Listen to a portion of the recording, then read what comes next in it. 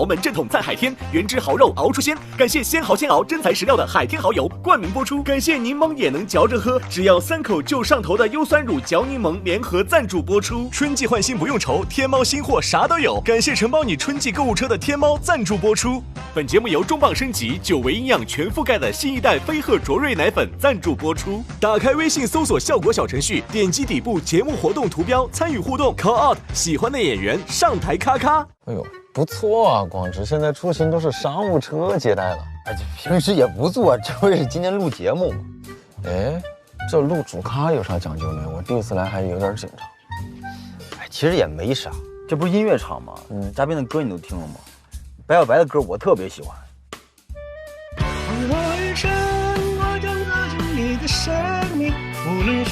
哎，就这首，谢师傅，这歌我熟，短视频老刷着。哎，师傅，这是腾格尔版的吗？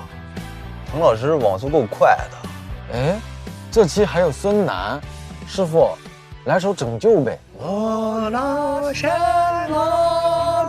这歌滕老师也翻过。滕老师出道这么多年，他翻唱的歌多，很正常。哦，也对。哎，师傅，腾格尔版的《奔跑》有吗？最终奔跑，自由是方向，追逐雷和山根的力量，浩瀚的海洋。滕老师，你怎么在这儿？因为啊，这是我的车。嗨，我说广志，你咋坐上这种好车了？你蹭的跟滕老师似的。来都来了，要不我给你们唱个《天堂》？不让滕老师，或者卡路里？不，您留在别的晚会唱就行了。最好今天节目上也别唱。燃烧你的卡路里。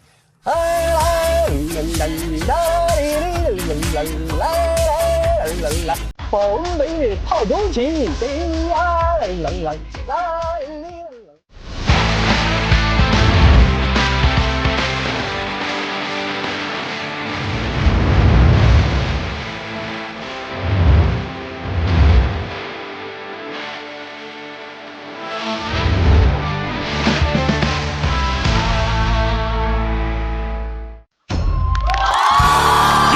主咖和他的朋友们，歌手季首发主持人胡海泉。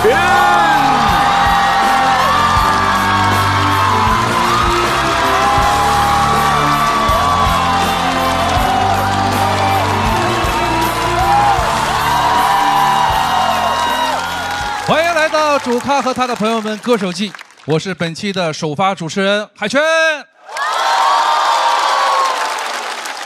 哎呀，说实话，站在这个位置，我心情特别复杂。以前呢，做主持人啊，手里拿个手卡，任务呢就是报幕串场，偶尔还瞟两下嘴，然后呢被身边的何老师调侃。所以呢，今天呢，如果没有何老师在呢，我还是会有些紧张的。于是呢，今天来这之前，我特意邀请到了何老师来跟我一起主持我们这个主咖歌手季。话不多说，欢迎我的搭档何老师。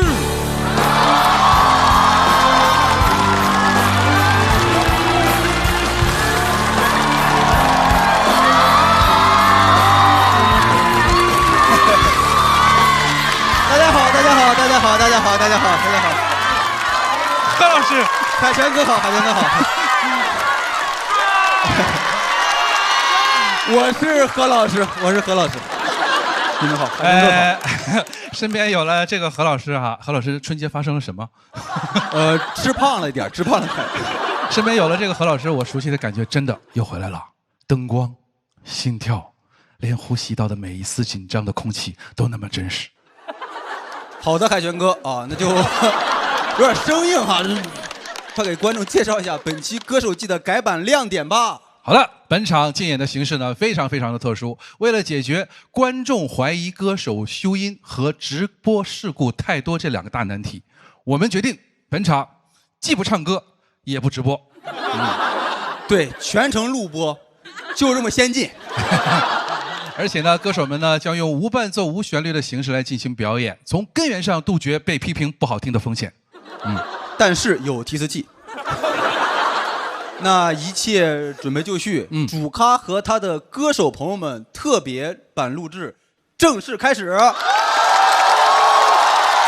好，首先呢，请允许我介绍本场的大众听审代表。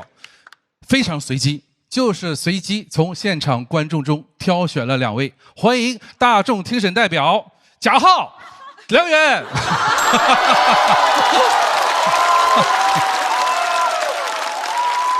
接下来，让我们正式介绍本场歌手的首发阵容。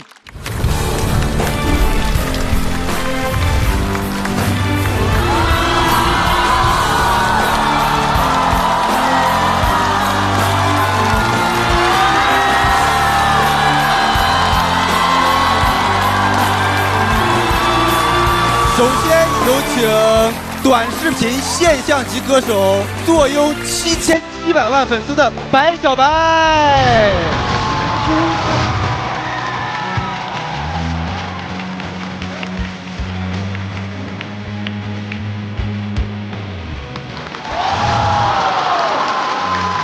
接下来是来自河西走廊的神秘力量，世界音乐歌者卓莱女。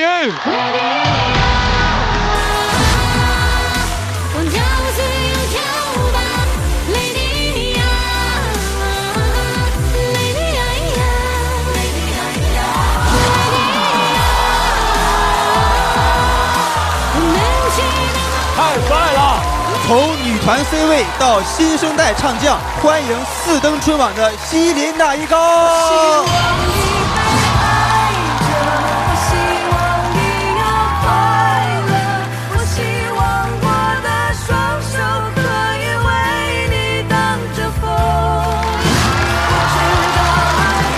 接下来登场的是一开口就是万里草原魔性翻唱的鬼才腾格尔。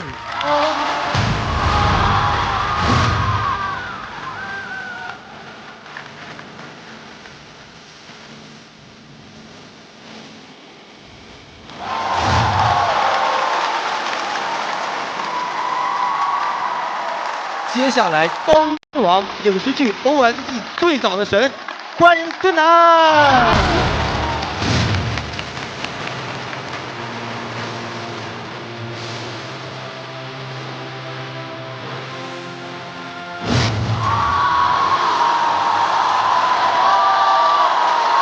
好，最后有请本场踢馆主持人张绍刚。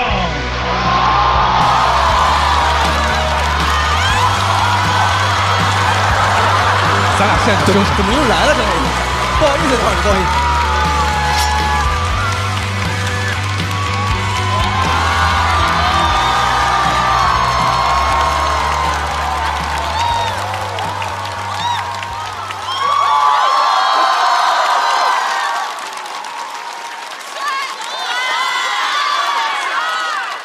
什么踢馆主持人？我是这个小破节目的指定主持人。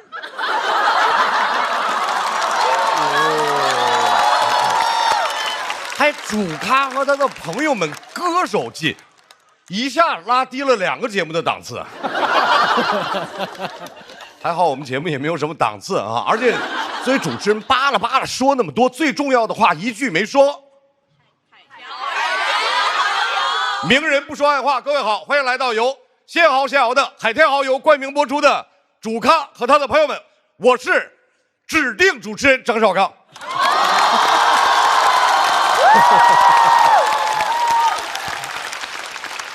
这期的主题叫音乐听谁的？其实音乐比我们要大众，大家知道现在市场有很多很多的音综，是吧？观众的选择很多，那脱口秀能看谁的？要么腾讯的，要么腾讯以前的。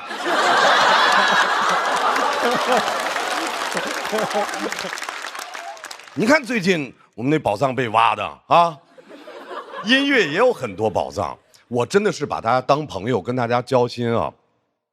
我想分享一个我的音乐宝藏，一个小众歌手，跟大家来分享一下。毛不易老师有一首歌叫《等自己》。那首歌里面和毛老师一块儿唱的，大家可以搜一下看看。哦，没手机哈，那不用搜了，就是我。你不用管唱的好听不好听，你就说小众不小众啊。说自己不是为了夸自己，咱们叫抛砖引玉。嘉宾就是那些玉。我们今天这一场是本节目开始以来录制嘉宾最多的一场，就有一种节目组害怕预算花不完，省下来的钱得做第2季那种感觉。来，先看 VCR。华语乐坛出事儿了。有人这样说道：一边是流水线生产的短视频音乐大行其道，够不够魔性洗脑，有没有梗，能不能拿来拍变装转场，似乎成了评判歌曲的标准之一。另一边，成名歌手们想要维持曝光，往往上音综贩卖情怀，反复翻唱老歌。而就在那些坚持做优质原创的音乐人苦苦寻找听众时， AI 音乐却已经悄然崛起。怎么办？怎么办？这些问题，本期节目都解决不了。都解决不了，说它干啥呀？我们只能请来一些不同类型的音乐人，用他们并不擅长的脱口秀的方式，让大家快乐，尽量快乐几分钟。首先来说，老牌实力唱将孙楠，有很多虽然有点过气，但当年真的很经典的作品，比如《拯救》、你快回来、风往北吹等等，也贡献了很多经典名场面。没错，你知道我想说什么。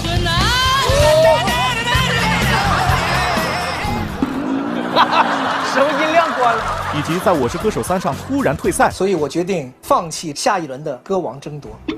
帮汪涵贡献了救场名场面，说要把机会让给弟弟妹妹。我想让我的弟弟妹妹们呢，能够继续向歌王冲刺。这一让就是7年，可能是没熬过7年之痒，他嗓子痒了，又在歌手2024回归，跟弟弟妹妹们又争又抢。虽然自己身材暴瘦，看起来很清爽，但又因为唱功很牛，唱法很油，被说是牛油型歌手。之后就奖励自己上综艺，跟登陆少年组合玩游戏。果然，人年纪大了，干什么都很心酸。另一个想靠近年轻人的老艺术家腾格尔，来自草原的老百灵鸟，一首《天堂》让大家记住了他独具一格的唱腔。年轻的时候还搞摇滚，当啤酒协会主席，也算是个斜杠青年。直到把《隐形的翅膀》唱成了《钢铁之翼》。我知道，我一直有双隐形的翅膀。他一发不可收拾，感觉想把所有歌都在他嗓子里过一遍。燃烧你的卡路里。原来草原的原是2次元的原。另一位民族风的音乐人者来女，因演唱游戏《黑神话：悟空》的主题曲进入大众视野，也因此作为接榜歌手上了《歌手2025》。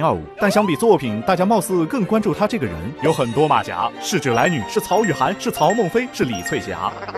但最后为什么叫者来女，想必一定有很深刻的寓意吧？对此他是这样说的：者呢，我就会觉得是一个受人尊敬的人；者来呢，就是来啊来啊来。然后我是个女孩嘛，叫者来女。啥玩意儿？虽然现场表现神一脚鬼一脚的，给胡海泉都唱笑了，被质疑是录音室歌手，但对自己的高音很有自信。不管了，直接 Lady 啊！我表示我不服。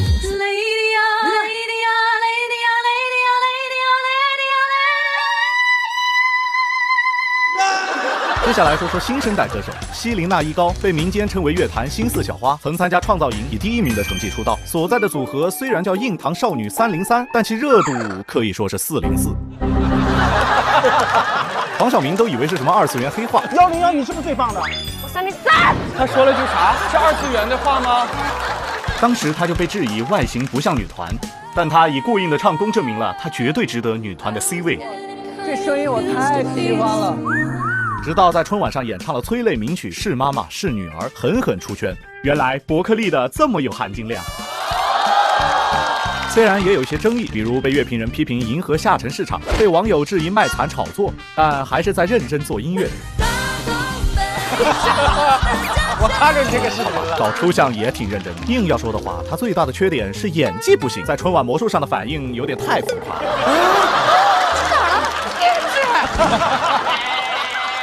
另一个新生代歌手白小白，可能是本场嘉宾里作品网络传播最广的。你也许不认识他，但你多少在吃席的时候听过他的歌。在短视频刚兴起的时代，就靠着一系列热曲狂揽全网7000多万粉丝。最近还上音综，因为跟乐评人梁元幽默互怼，再次出圈。有些时候这个批评也看缘分，没什么缘分，咱俩粉丝你也涨了。我这儿留言都是你咋没赶上呢？谁让你没赶上？你看你这么像呀，这人。哎呀，都让我赶上了，我是指他比较幽默，梁元一般。你们两个真的很有意思。说到这个梁元啊，小嘴儿也是抹了蜜。本科学的旅游管理，硕士学的书法，唯一跟音乐有关的就是参与制作了曾轶可的一张专辑，被评为曾轶可最烂的专辑。但还是以毒舌音乐人自居啊！我是希望大家能有机会多讨论讨论音乐。自称必须得说点真心话，频频锐评华语乐坛。吴克群装，欧阳弟弟差，华晨宇讨厌，邓嘉欣产品。对此，小鬼代表广大观众回应道：“你管得着吗？”但你以为他只是个普通乐评人吗？不，他曾经可是担任过音乐集团总监，本来可以待在幕后，但可能也是为了音乐产业的发展吧，不惜亲自下场挨骂。他真的，我哭死了。笑死我了，看我眼泪都出来了。说完这些音乐人，来说说主持人胡海泉。因为这几年老是上综艺当主持，大家都快忘了他曾经也是个歌手，甚至还拿过歌王，而且这些年一直在发歌。虽然没啥人听吧，但他还是敢开演唱会。演唱会也没人看。没事啊，他还可以回去做主持人呀。这首歌呢，也是小善第一次参与实习创作。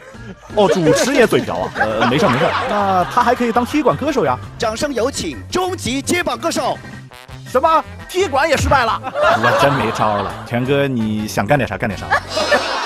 没事，海泉哥，我可以给你推荐个活，你可以去代言海天蚝油呀，只要你的名字很合适。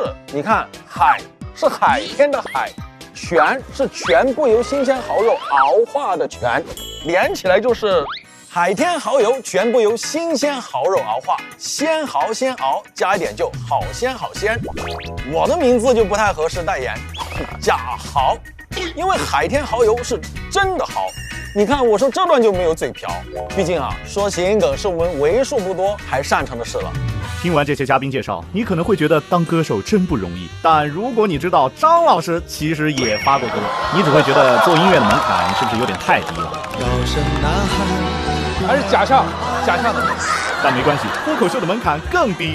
究竟这群音乐人能讲出怎样的段子？让我们把舞台交还给歌手张绍刚。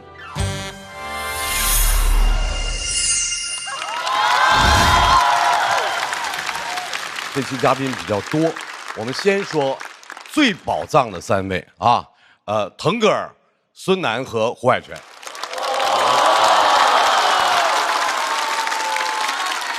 这3位啊，出道都早，都曾经红极一时，都有代表作，现在都那样吧。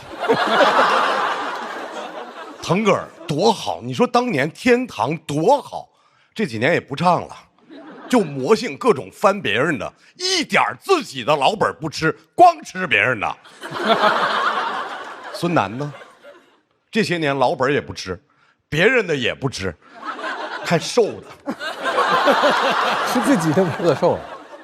胡海泉，哎呀，去年出了个专辑，叫《流浪者食堂》。你就听这个名字，你是不是就有那个感觉？甭管是组合还是单飞，反正流浪归流浪，饭还吃得上。马上是2位女生，希林娜依高和葛莱女。这2位当中有一个是实力唱将。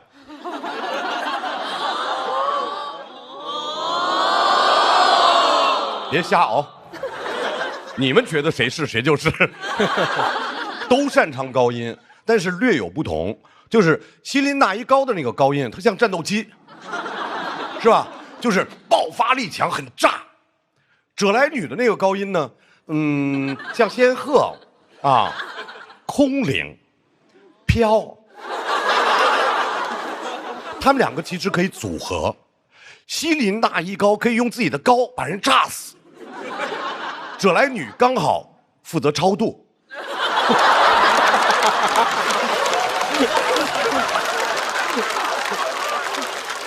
然后是一对欢喜冤家，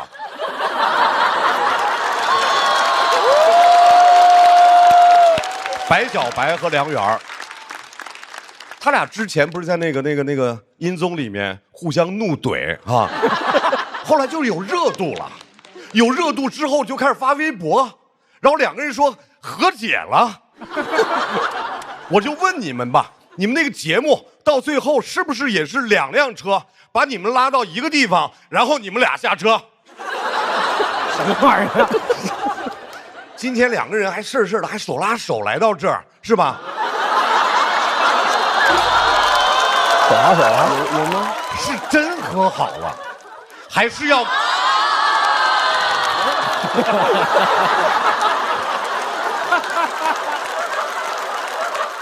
还是要故技重施？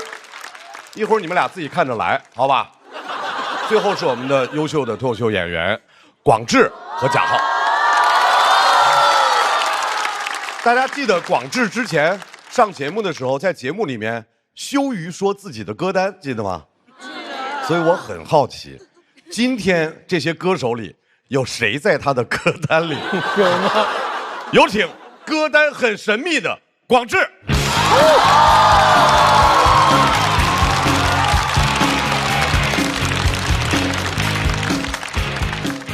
大家好，我是广智啊。本来今天其实还挺紧张的，但是看到观众呢，连张老师都夸帅，你看，应该是遇到最包容的观众了。现在很放松啊。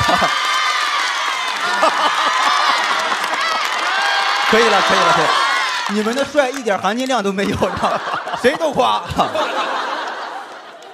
这一期你们也看到了啊，是叫什么音乐专场，但其实你们也知道，我们之前录过一次说唱专场，什么意思？是不是说我们暗讽说唱不算音乐？这里我澄清一下啊，我们不是这个意思。就算是说唱不算音乐，但也不是说你们在座的各位都是音乐的意思啊。梁元搜了一下简介，身份很多，前音乐娱乐集团总监、乐评人、书法研究者、音乐 UP 主，就这几个身份你细听，除了第一个总监我当不上，其他的几个一下午就能注册完。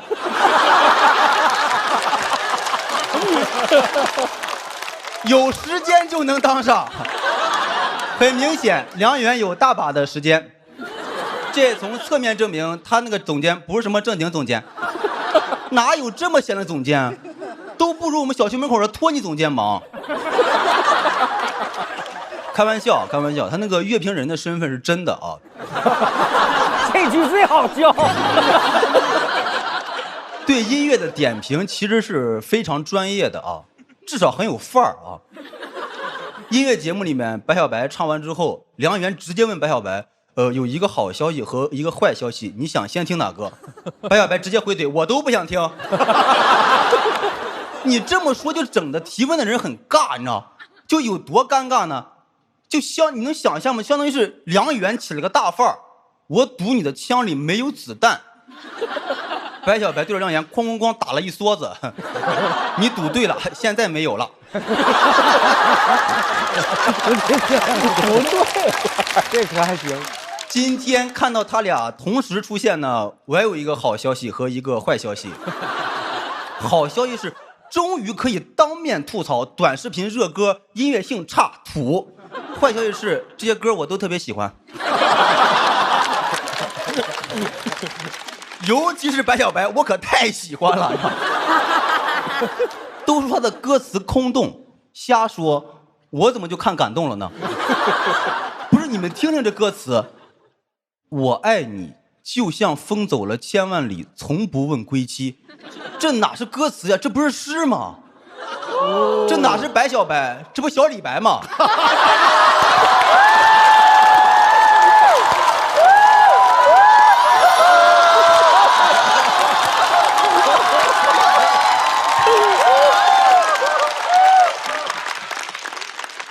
李白，我爱你，就像风走了千万里，从不问归期。你看，我就说在座的不全算音乐吧？者来女啊，我上次听到姓者的是者行孙，名字跟妆造都充满异域风情，但其实他是汉族，本名曹雨涵。曹雨涵2010年参加过第14届 CCTV 青年歌手大赛，演唱了一首《红颜一怒》，斩获85.690分，气氛都烘托到这儿了，拿了第90名。这一怒气儿到现在都没消。为了摆脱这份屈辱呢，曹雨涵红颜一怒之下把名给改了。歌唱的一般啊，但是网友对葛莱女的审美还是非常认可的。有人看过她的歌单，评价说葛莱女还是非常有审美的，很有艺术的野心，只不过野心远超她的实际能力。我是头一回听说凭借野心在节目里立足的。华语乐坛有歌唱家、作曲家，葛莱女华语乐坛最伟大的野心家。自己听好歌，给我们听的是啥呀？野心勃勃的，良心坏坏的。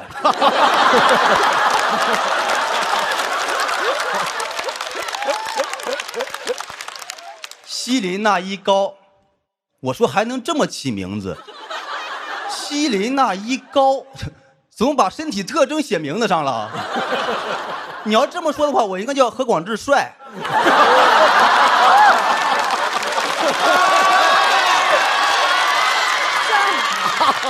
开玩笑，开玩笑，开玩笑。西林娜依高呢，是一个偶像团体里的实力唱将，就怎么说，就这个称呼，它就相当于是脱口秀演员里的帅哥。就是偶像团体的实力我不太懂，但是脱口秀演员里的帅哥怎么说呢？就一普通人。腾格尔老师啊，地位非常高，但是属于年轻一辈，你不看履历不知道有多厉害的。我就好奇，就是为什么只有一首歌却能在华语乐坛有一席之地？后来我分析，是因为他的形象太鲜明了，他就是草原的代名词。你想一下，提到草原，你能想到啥？蒙古包、烤全羊，下边就是腾格尔了，就这么无可替代。腾格尔老师那个早些年特别爱喝酒，开过不少店，他先后开过4家腾家酒楼，都亏钱了，但他并不在意。他说开酒楼不为了盈利，主要是为了跟朋友们能有一个固定喝酒的地方。很明显，腾老师在草原里待太久了，都不知道租个房。而且腾老师呢特别爱送朋友东西，今天来呢给我们都带了礼物。我觉得我们中国人讲究一个礼尚往来。腾老师，等会儿我也会送您东西。腾老师，等会儿您结束的时候，我送您上车。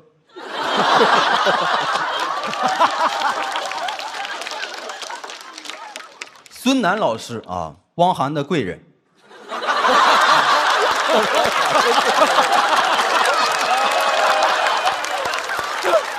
这次说请孙楠的时候，我说你们请汪涵了吗？就请孙楠。张老师听说孙楠要来，都不敢来主持了，属于知难而退。现在属于迎难而上。张老师主要是担心说，哎呀，孙楠老师要是不爱开玩笑怎么办？不是张老师，他都直播退赛了，他像不爱开玩笑的人吗？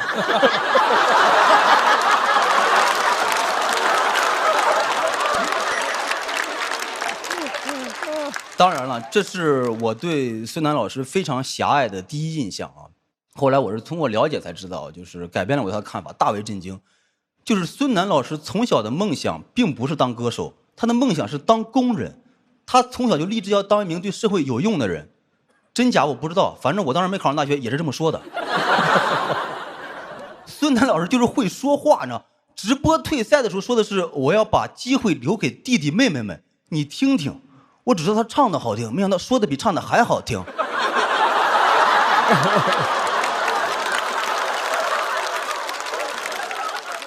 脱口秀的比赛我比到第5年才拿到冠军，我以前一直以为是我前4年不够优秀呢，今天才恍然大悟，原来前4年我一直在给弟弟妹妹们机会。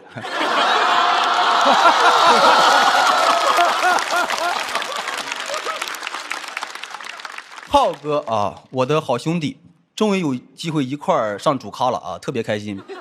其实当时浩哥最落魄的时候，在我家借住过3个月。其实他当时刚没房子住，就发了个朋友圈，我没点赞，我怕他找上我。但他最后还是拎着大包小包堵到我家门口，我知道躲不过去了。这时候没有办法，我只能假装不知道这回事。我在那演，我说啊，为什么？为什么你没有房子住不提前告诉我？为什么专场卖不动票不告诉我？为什么没有钱不跟我借？为什么是你？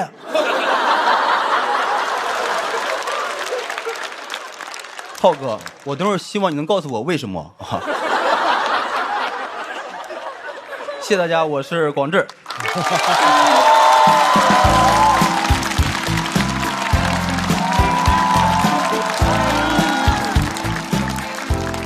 谢谢广志的表演，最后一段不好。对，那么说人浩哥，毕竟人家是你浩哥，浩哥不要往心里去，说的不是你啊。我知道，就不一定是你啊。马上要上场的，我尊敬的腾格尔老师。腾格尔老师前2年开过一个演唱会，演唱会的名字叫腾格尔和他的朋友们。所以当节目组去邀请腾格尔老师的时候呢，他自己在心里面换算了一下，说他是不是就相当于主咖，就问我们，那导演组肯定说是。老师您既然已经坐在这儿了，我就告诉您，不是。有请不是主咖，仅仅是朋友的腾格尔。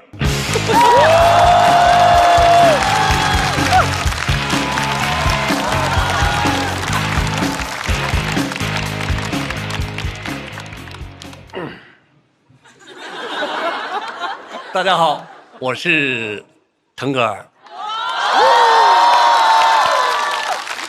我要开始了，赛诺。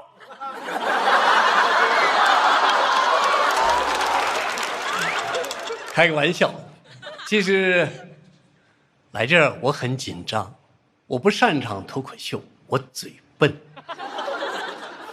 我会唱歌，但讲普通话我会跑调。我是内蒙古人，我的名字就是蒙古语，腾格尔是蓝天的意思，对，就是你们听到的蓝蓝的天空。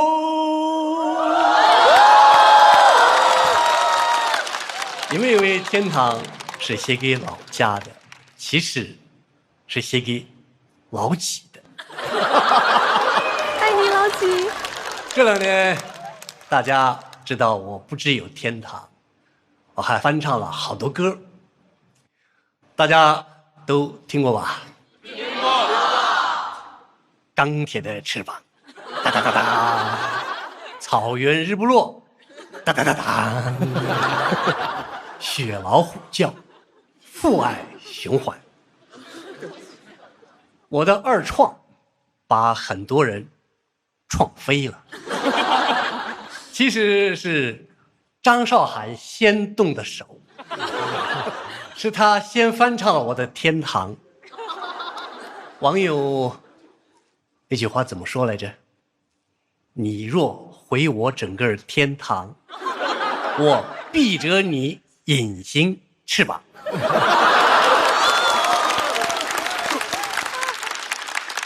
你们小心点啊！今天谁吐槽我，我就把他的代表作给翻唱了。太可怕了！吓你们的，你们哪有代表作啊？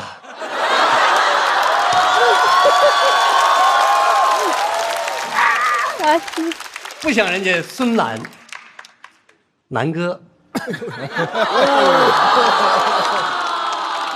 人家代表作可多了。最出名的代表作，就是歌手总决赛表演的那首《逃跑计划》。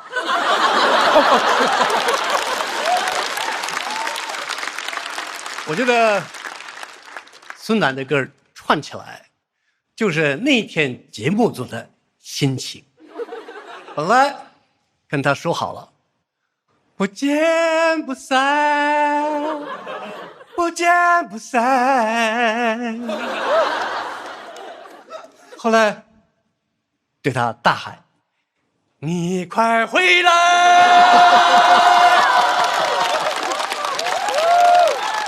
最后急的汪涵说：“我拿什么拯救。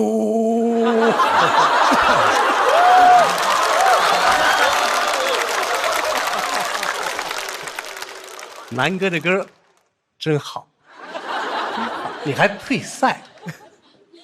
你不唱，有的是人唱啊。我的歌就很难唱。有人说天堂只有我能唱，我本来也不相信，直到我听到了胡海泉唱，确实翻唱的。哎呀，那个唱的呀，差点给我送天堂去了。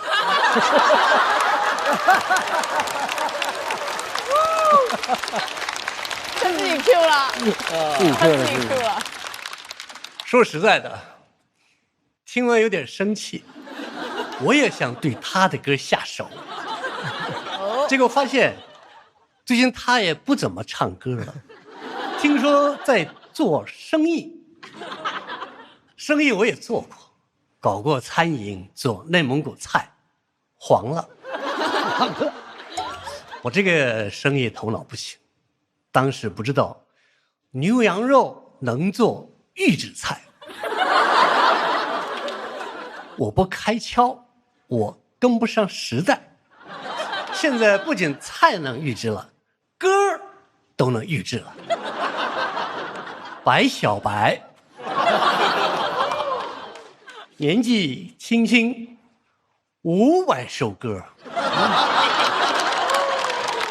口齿听这么慢，年轻人太拼了，写那么多干什么呀？歌只要够好，一辈子一首就行了。蓝蓝的天空，清清的湖水。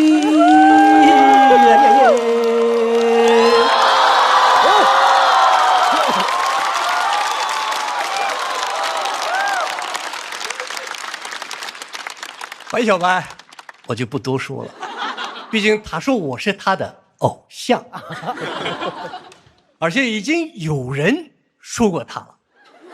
梁元追着他说了5年。白小白，梁元真是你的孽缘。为啥？我看过梁元的片段，到处点评别人。不管别人唱的怎么样，他都能叽里咕噜说一堆。不得不说，梁远的应变能力是真强啊，在我心里仅次于汪涵。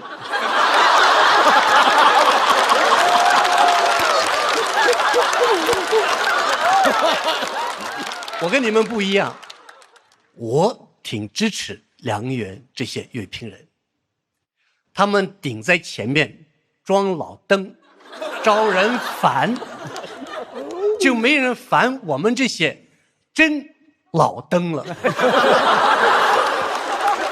总得有人说真话吧，总得有人为乐坛发声吧，总得有人批评这些年轻的偶像吧。反正我对梁元没什么意见，他也批评不到我，我是个老头，可不是什么小鬼。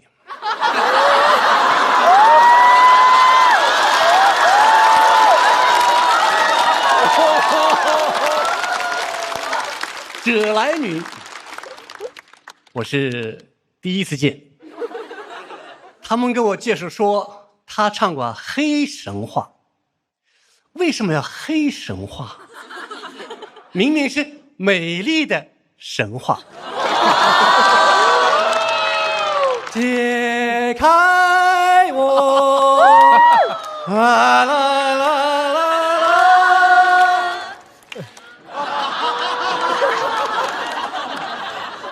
南哥的歌真好听，怎么又到我这儿了？你黑他干什么呀？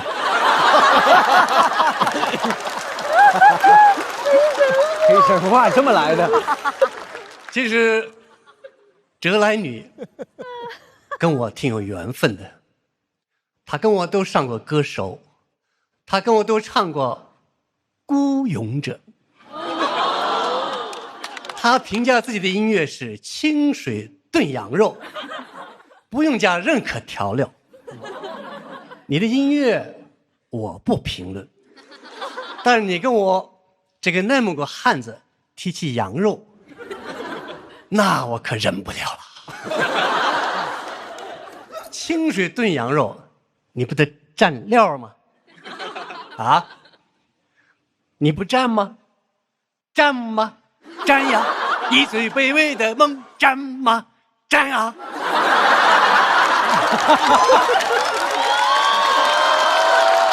太魔性了，太抽象了。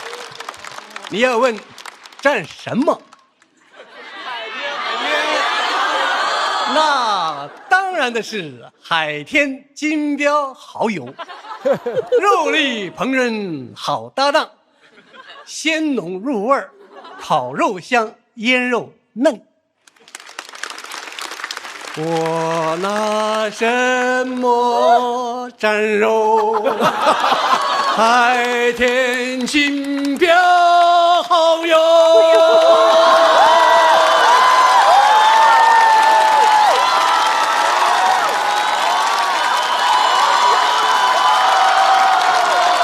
我说我的商务输给谁了？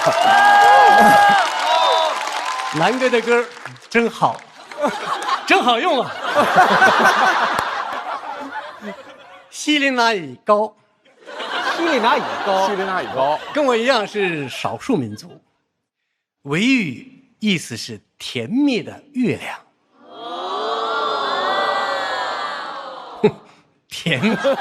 甜蜜的月亮，那不就是月饼吗？月饼糕。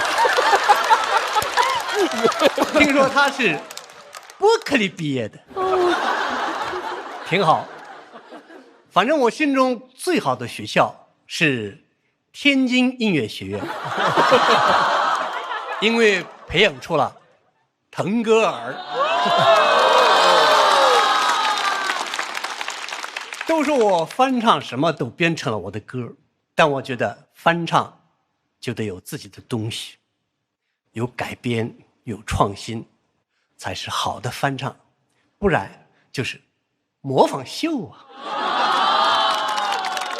年轻人爱听我的翻唱，那正常。我理解年轻人，因为我也年轻过。腾叔，我当年也是酷酷的腾。这都能连上。年轻人还愿意听音乐就挺好，音乐听谁的，应该让听众自己选择。我就不指手画脚，我还是手舞足蹈吧。我看最近很多年轻人都在跳我们蒙古族的抖肩舞啊，你们不知道啊？就是那个。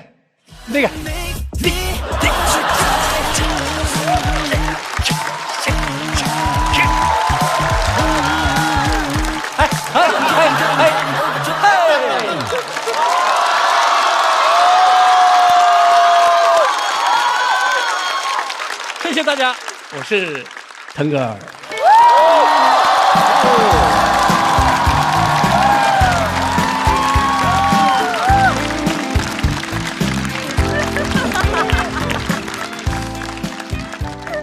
腾格尔老师，您以后常来，我觉得您能把脱口秀打出一条新的赛道，就是不说光唱，真的演得太好了，是吧？再次掌声送给腾格尔。下面马上要上场的是胡海泉老师。开场的时候我提到了他的新专辑，他的新专辑叫《流浪者食堂》。我必须要再给海泉哥宣传宣传，太可怜了，真的发行半年了，现在在豆瓣上还是零人想听。真的，各位朋友，你们帮帮忙，去点一点想听，想听就行，不用听。有请零人想听的胡海泉。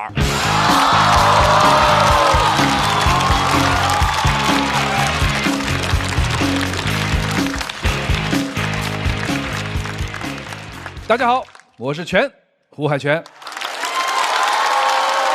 今天呢是这个音乐场哈，我以前其实来过这儿哈，那会儿那脱口秀那真的是如日中天啊。结果这2年呢，你看人家帮帮叫两拳多火，是吧？没事儿，今天我到这儿也算是来了一拳，你们的拳来了。来，隔空给我一个元首，来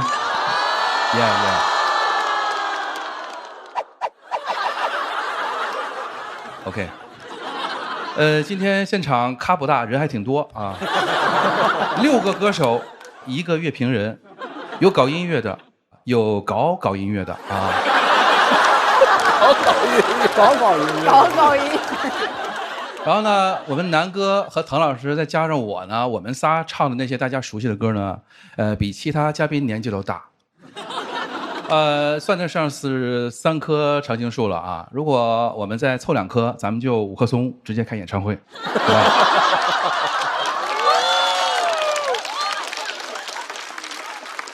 其实这几年呢，我到处上音综哈，然后唱了好多的那种新歌哈，但是呢，音乐上呢，大家呀对我的印象还停留在最美呀、奔跑啊，哪还有最美呀？现在就我四处奔跑吗？其实啊，我刚才说了啊，很多人呢说我那歌老哈，我那歌老吗？我1998年写的歌，那一年我妹希林刚出生，你们是说她老吗？对吧？但是我确实现在不太年轻了哈，这个最近稍微奔跑2下，然后就点深呼吸，然后这个稍不注意呢，就得去医院拯救一下啊，搞不好呢就直接奔天堂了。但是咱们腾格尔老师真的厉害。酷酷的腾，唱什么歌都能唱出腾式的感觉，而且他自己的歌也真的有特色。就是我特别好奇，咱们腾老师当时录音的时候是怎么录的那个歌啊？就是那个冷冷的天空，静静的湖水，这录的时候是不是踩电门了？而且还是那种电压特别不稳那种。从音乐类型上来讲，您这个属于民族电音。其实这个有点瞎说啊，我是在模仿乐评人，啊，梁元，你们平常是不是也这么工作的哈？就是说人家白小白，哎，说人家是什么下沉音乐，我跟你讲，我就特别不爱听这个下沉音乐这个词儿，你大大方方承认人家受欢迎有那么难吗？上亿的播放量啊！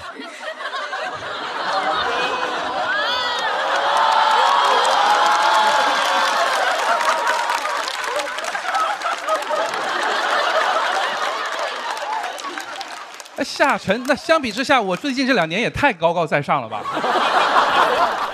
我就特别羡慕他啊！我本来是干流行音乐的，现在愣是给干成了冷重小门音乐，冷门小众，冷重小门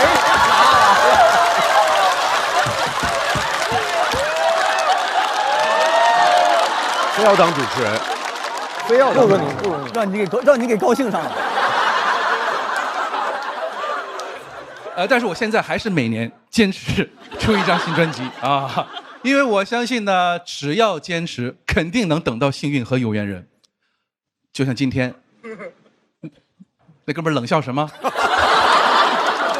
我跟你讲，你们今天回去现场肯定有人啊，不小心忍不住去搜我的专辑，而且那些忍不住搜专辑的人，肯定不小心能把那个想听点成播放的。扪心自问啊，你们就真的不想听听令人想听的音乐吗？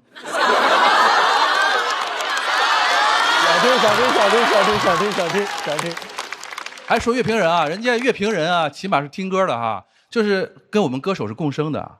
就我们不出歌，你怎么听歌啊？然后你不听歌，你怎么评价我啊？对吧，梁元？这个我这次来，我觉得你应该不知道怎么评价我。不然我考考你啊，维也纳的冬天和软饭不配菜，哪一首是我写的，哪一首是白小白写的？其实特别简单，软饭不配菜这么接地气的歌名，那一听的就是我的歌啊。对，好了，说了白小白厉害，人家真是坚持过来的啊！同一首歌能坚持出7个 DJ 版，然后就出了500多首歌，2300多万人点了想听。我想对那2300多万的朋友说，扪心自问一下，你们是真的想听吗？我宁愿相信这2300万人都是不小心点的。开玩笑啊！来说说我妹啊，西林，我们真的很熟。然后之前我们俩还合唱过一个破圈的歌，叫这个《唯一》，真的非常优秀，连续4次登上春晚舞台。而且我们有一次啊，在录节目后台哈，他亲口跟我说啊，他儿时学会的第一首哼唱的歌就是我写的《最美》。哎，懂音乐，更懂人情世故。我妹西林娜依实在高。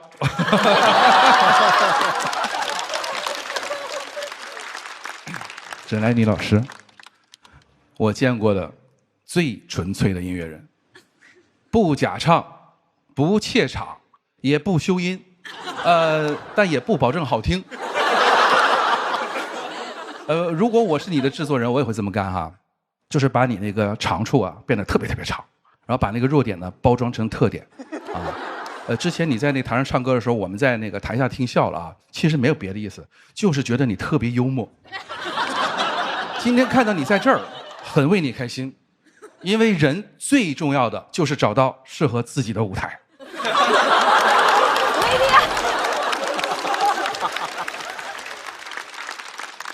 我叫了30年的南哥啊，南哥孙楠。我之前说啊，白小白是孙楠的接班人，只有南哥这种行业里面有口皆碑、高风亮节的人才需要接班人。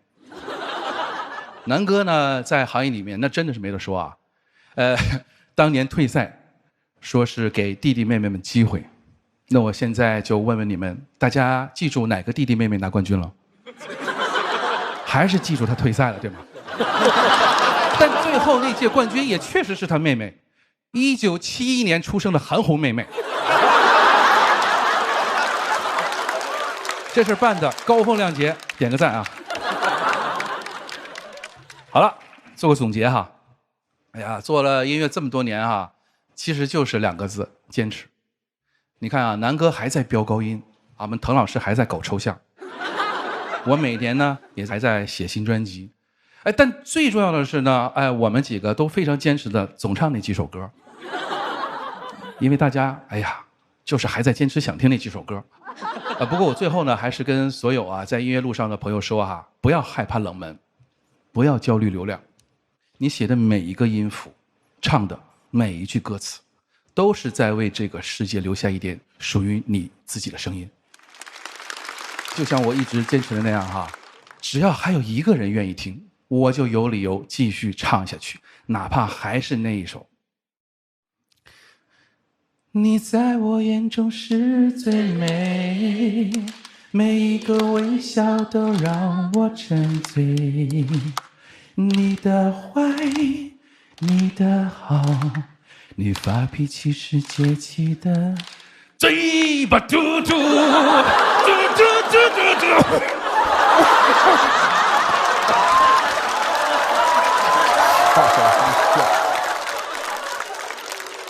谢谢大家，我是你们的全爱胡海镇。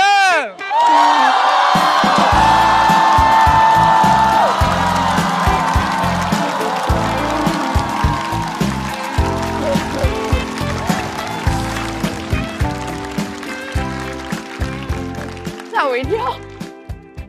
你发脾气是节气的嘴巴嘟嘟嘟嘟嘟嘟。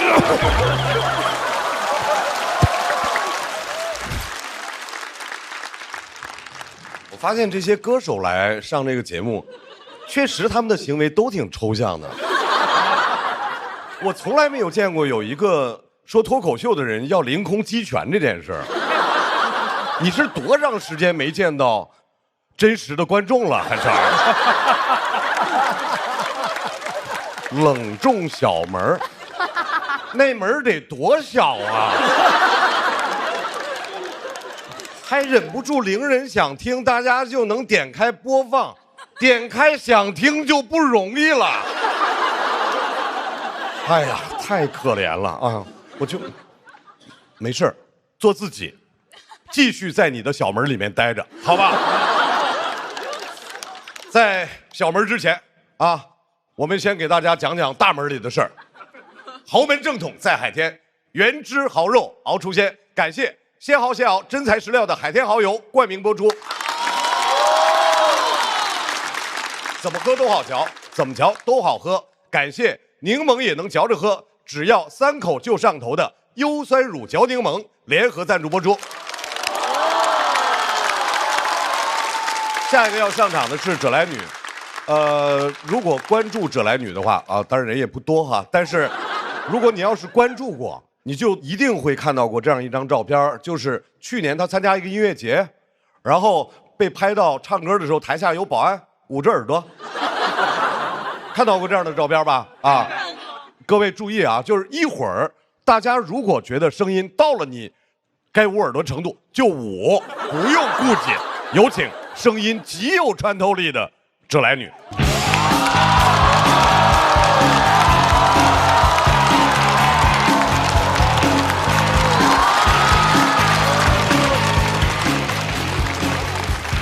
Everybody, hands up！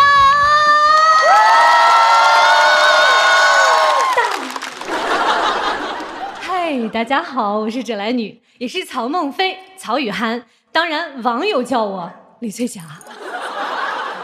歌手播出以后呢，网友给我来了一个身世大揭秘，说我是波斯帝国的圣女，紫山龙王戴启思，也有人说我是《西游记》里的毗蓝婆菩萨。当然，孙悟空和网友都喊我老鸡婆，也挺好的嘛，都有一种神性在。就像网友形容我的音乐，神神叨叨的。我哪里神叨了？宝贝们，这儿才是神叨。当然，今天来到这儿呢，显得我也没有那么神叨了。既不像腾格尔、孙楠、胡海泉老师那么神，也不如白小白、梁元老师那么能叨叨。我今天呢，就是一个普普通通的仙儿。我个人呢，非常喜欢腾格尔老师，他的成名曲《天堂》给了我住的地方。我爱你，我的家，我的家，我的天堂。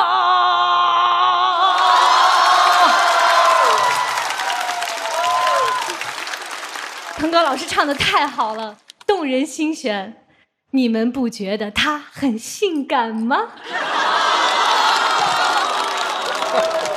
什么？腾格尔老师唱歌就是要我的命，腾格尔老师就是我的王心凌，爱你。孙楠老师真淘气，随便就退赛啊！但他虽然是15年退赛，24年他也去参加歌手救场了呀。别人呢带着新歌就过去了，他呢带着新歌的双眼皮儿就过去了。他真是开个玩笑，孙楠老师。孙楠老师说不是歌的，我觉得也不是。他就是年纪上去了，那个眼皮儿下来了。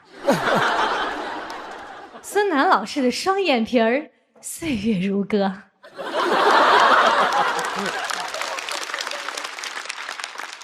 梁元老师，一位自封的乐评人，学的是旅游管理，但居然能在音综评价歌手。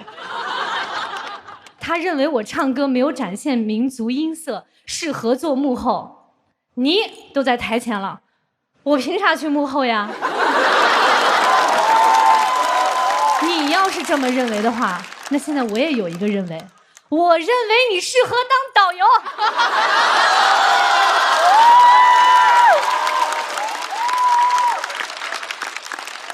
其实当导游也挺好的哈。吴克群就说过，好的乐评人就应该像导游一样，带着大家找到适合自己的音乐嘛。但是很难想象像梁元老师做导游是什么样的。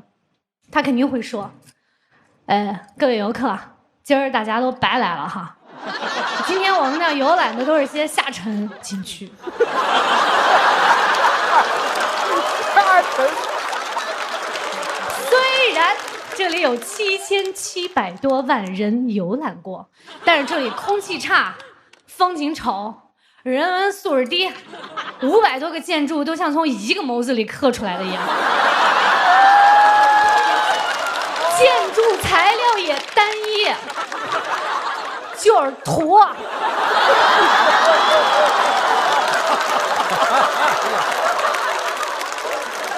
游客问他，梁老师，那看点好看的呗。他还得说，不行，这里风景有批评才有进步。梁元老师，恨你哟。白小白，说实话，我对你挺无感的，因为我都不认识你。但是听说你不喜欢梁元，嘿，我就来感觉了。宝贝儿，敌人的敌人就是朋友。我觉得你的土歌挺好的。我爱你就像风走了千万里，从不问归期，像太阳升上歌曲，无论朝夕。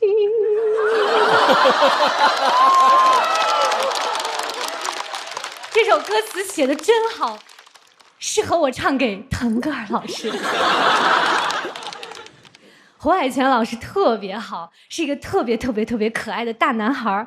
我呢都是偷偷的在他朋友圈给他点赞。我知道海泉老师也很喜欢我，因为在歌手的后台，他听我唱歌都偷偷的笑。喜欢，真喜欢，真喜欢，真喜欢。果然，喜欢一个人是藏不住的，对吧？我在上面唱，他在下面笑。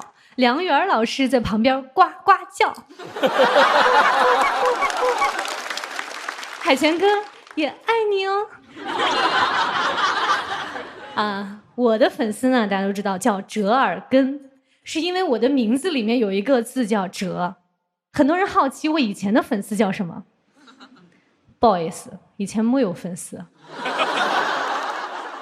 其实呢，歌手录制准备的时间特别短，虽然我呢尽力去准备了，但肯定和那些几十年有丰富经验的歌手相比呢有所不足。但没有关系，我会一直努力唱，唱到大家把手都放下来为止。这有什么呢？人有瑕疵才性感。有瑕疵才是我们真实的普通人。我们普通人不就是要强、努力、瑕疵多？当然，我不仅是个普通人，我还是一个普通的仙儿。Lady 啊 ，Lady 啊 ，Lady 啊 ，Lady 啊 ，Lady 啊 ，Lady 啊 ，Lady 啊 ，Lady 啊。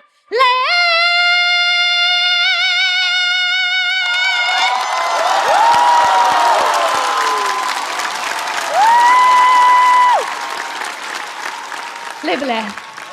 不累再来一遍。谢谢大家，我是折来女。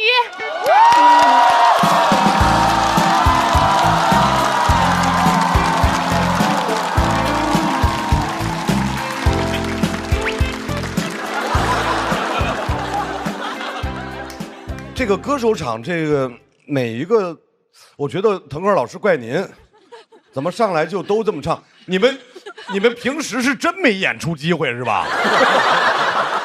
而且折来女不要老说瑕疵，在生活里面有瑕疵是很正常的，人不能完美，但是音乐作品还是能修一下啊。你要老不修吧，他不是下面要上来这个人他会说你啊。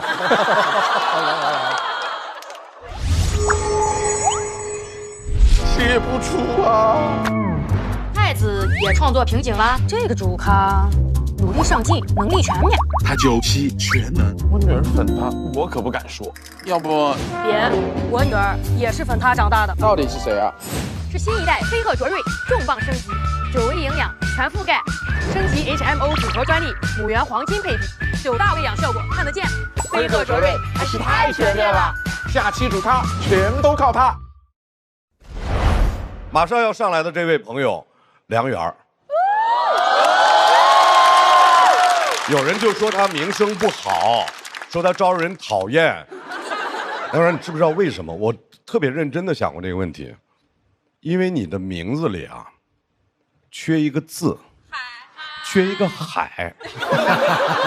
梁海源儿，这名字多好听，是吧？梁海源的专场《天才的3个夜晚》全国巡演正在进行中，希望有更多的朋友支持梁海源。让我们掌声欢迎没有海的梁媛。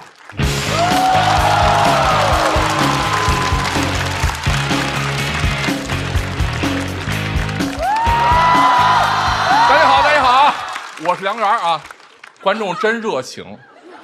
我参加过这么多的综艺录制，这是唯一一个台下真的欢迎我的。这我能感受到。一般都是这样，大家欢迎著名乐评人梁媛老师，底下观众，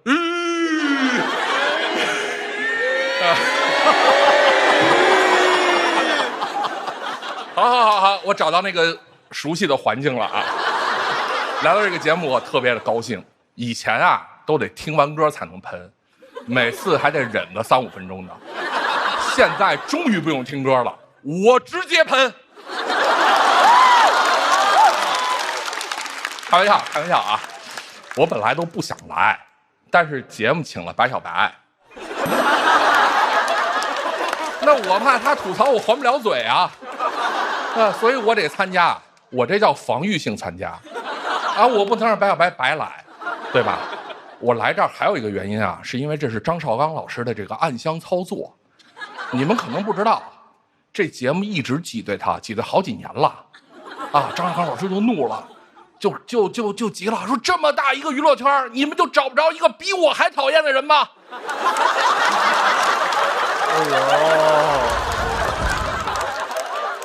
于是节目组就找我了，说这个张绍刚开心了。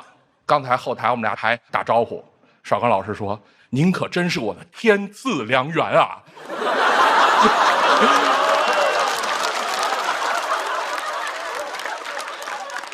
腾格尔老师啊，他采访的时候说他挺赞同我的观点。我是觉得呀，您赞同我，您倒是好好的上台唱歌呀。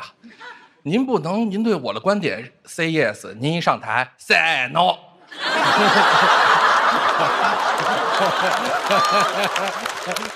腾格尔老师吧，成天翻唱。他这个翻唱啊，我给大家解释一下啊，就是用那个雷鬼的节奏。加上他那个粗犷的嗓音，大家马上就把原唱忘了。你什么成名曲都会变成腾格尔的再成名曲。白，你不是说现在歌不好推吗？我觉得你就等你的歌啊，让腾格尔老师翻唱，你的歌就火了。你也跟你公司说，以后你们就别买推广了，你就花钱买腾格尔。现在的很多人啊，都翻唱理解，啊，好听的歌啊，人都爱唱，啊，你像什么《隐形的翅膀》腾格尔版，啊，《无名的人》孙楠版，不好听的歌吧，他都没人愿意翻唱，比如什么呢？比如这个《最美婚礼 DJ 2026版》。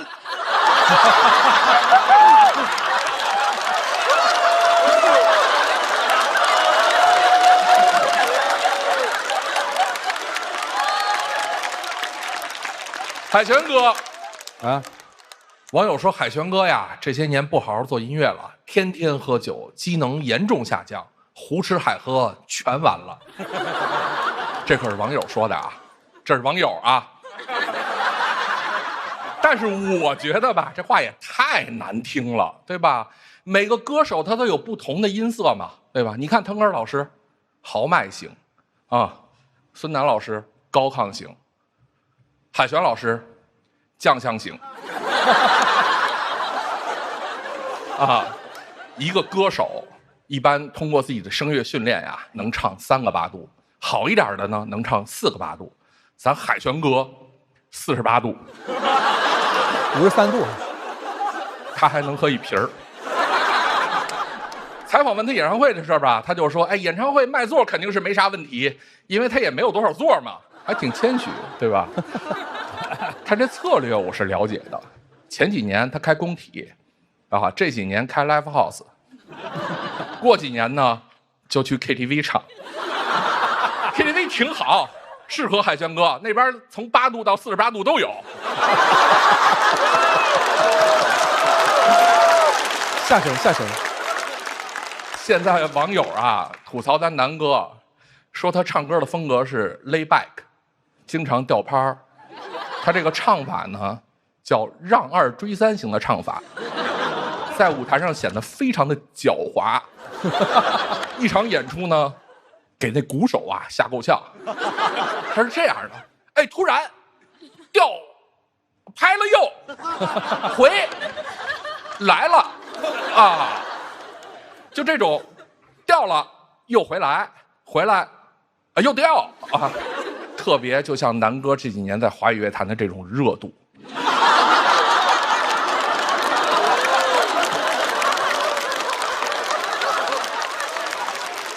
舍来女，网友说您是这个低配版的龚丽娜，我觉得呀，这个说法不严谨。严谨的说，舍来女啊，原来确实是龚丽娜合唱团的一员，不过这就是全部了。特别像什么呢？特别像龚丽娜老师的一根猴毛。网友说她本名呢叫李翠霞，刚才她辟谣了。我要叫李翠霞，我也得辟谣啊。那李翠霞是歌手吗？那不是白小白粉丝吗？我甚至感觉李翠霞的老公就叫张绍刚。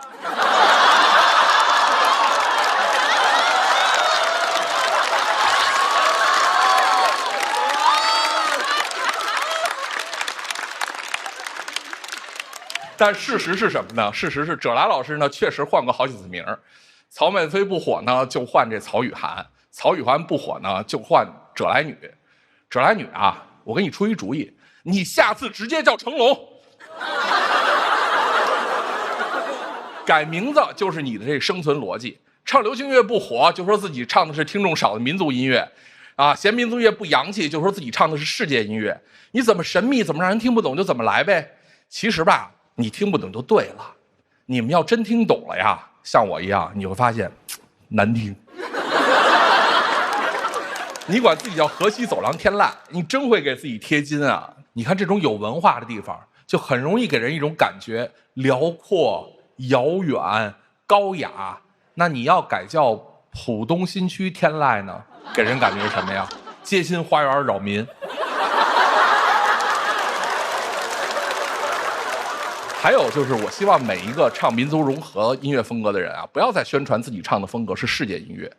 因为这个概念啊，是欧美人对他们自己不了解的民族音乐的简称。我们中国人做的民族音乐啊，可以大大方方的就叫中国民族音乐，不用改名，对吧？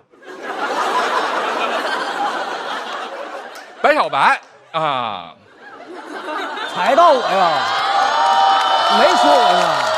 白小白这个人的歌呢，非常的大众化，啊，平民化，这跟他的名字也相得益彰。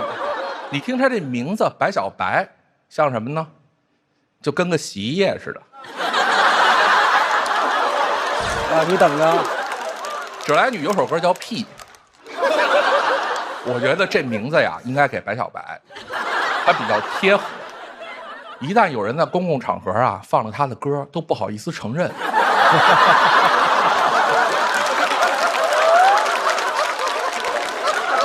这节目不给麦克风啊，这节目。他怼不回去。哎，能闭你麦真好。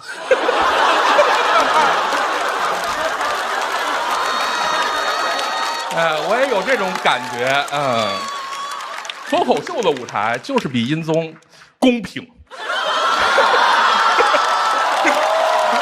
你最不公平。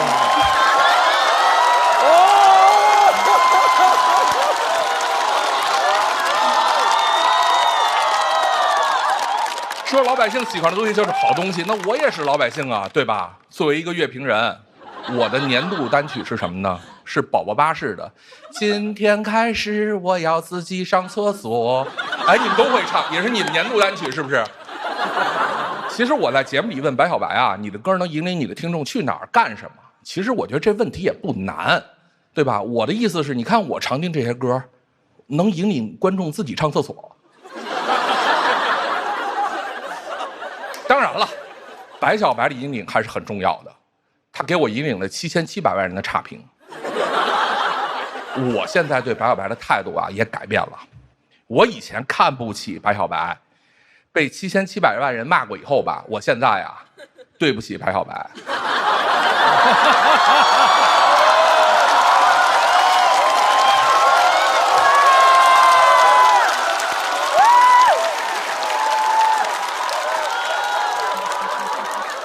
我觉得挺好，对吧？每个人都在自己的舞台上发光发热，只不过我们碰上了互相不理解。我不理解白小白，白小白不理解乐评人，汪涵也不理解孙楠，张韶涵当然也理解不了腾格尔。最后说说乐评人，大家老说我硬蹭，我老挨骂，其实啊，我就是一内娱清道夫。长得丑，皮厚，吃鱼缸里的废料和垃圾。我好心清理鱼缸吧，还被骂。吃完废料告诉大家没营养，这东西不干净，别吃。可是吧也没用，大家态度都是不干不净，吃了没病。然后还给我来一句我爱吃，你管得着吗？哎。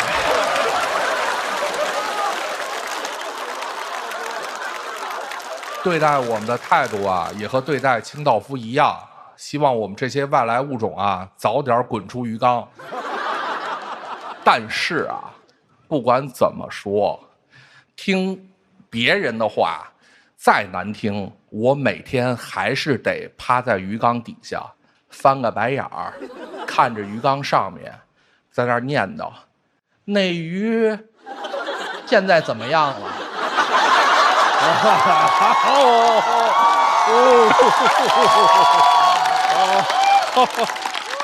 虽然我在经历这些吧，但是我还是要说，音乐作品不可能每首都好，乐坛也不应该只有一种赞美的声音，对吧？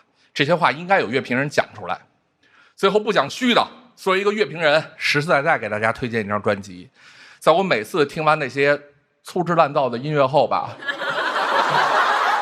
我都会用这张专辑来放空我自己，让自己找到纯真的美好。这张专辑是什么呢？是宝宝巴士经典儿歌200首。希望以后的日子大家能够自己上厕所。谢谢大家，我是梁元。自己上厕所，爸爸妈妈，你们不要小看我。宝宝巴士教我上厕所秘诀，我等不及了，我要上厕所。完全不想感谢梁元。并且我也知道了他为什么招人烦啊！哪儿来的我盼着你天赐良缘了，而且别蹭我。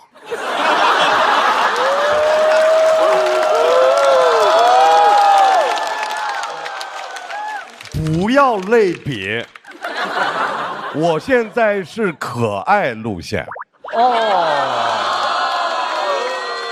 烦人劲儿的啊！懒得说他啊！马上我要介绍下一位要上场的朋友，白小白。给你麦，给你麦。刚才我在后场口还在说，我特别感谢白小白啊，因为在种地第1季的时候，结束的时候，我们有一个种地的感恩音乐会，当时是邀请了一些音乐界的朋友来帮着他们撑场子，然后当时白小白就来了，非常感谢啊。迟到了3年，但是非常认真的感谢。也有人当时就说，说的歌土，说和节目的调性不符，我真的完全不同意，怎么就不符了？土的歌是不是就得在地里唱？对吧？那他一来，那土地是不是更土了？而且就特别合适，听白小白的歌，啊，听完了之后干活都有劲儿。掌声欢迎，歌土人有劲儿的白小白。